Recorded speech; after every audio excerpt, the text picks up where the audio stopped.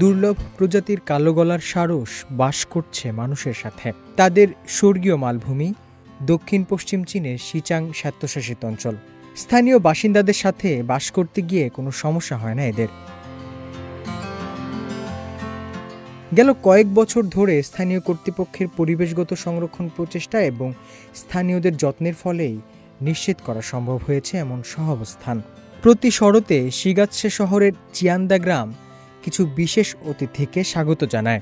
1000-এরও বেশি কালো গলার সারস তাদের মার্জিত কালো সাদা টাক্সিডো পরে।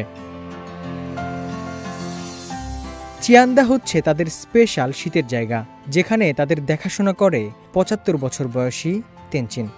এই মানব সারস সহাবস্থান মডেলে যখন কৃষকরা মাঠে চাষাবাদ করেন, সারসরা যেন প্রহরীর মতো দাঁড়িয়ে থাকে।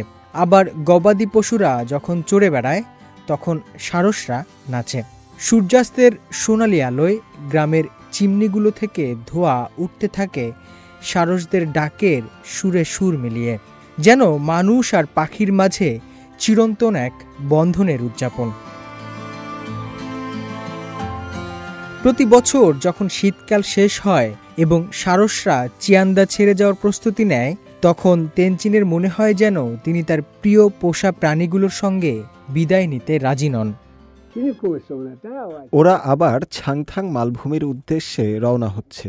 ওদের যেতে দেখে আমার মনে হয় খুব আপন কেউ চলে যাচ্ছে, যাকে আমি যেতে দিতে চাই না।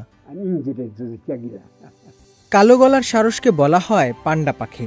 এটি বিশ্বের এমন একটি প্রজাতি যেটির প্রজনন ও বাস মালভূমিতে।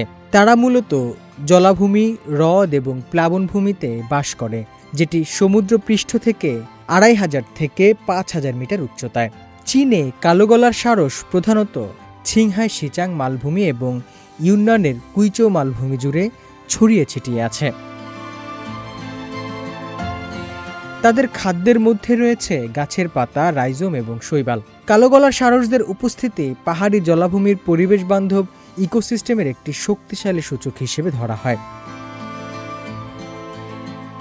চীন সরকার প্রকাশিত শ্বেতপত্রে বলা হয়েছে, সিচাং সবসময়ই পরিবেশ রক্ষা ও সংরক্ষণকে অগ্রাধিকার দিয়ে আসছে এবং বারবার মনে করিয়ে দিচ্ছে যে ছিংহাই সিচাং মালভূমির পরিবেশগত সুরক্ষা নিশ্চিত করাই হচ্ছে চীনা জাতির টিকে থাকা এবং উন্নয়নের জন্য সবচেয়ে বড় অবদান।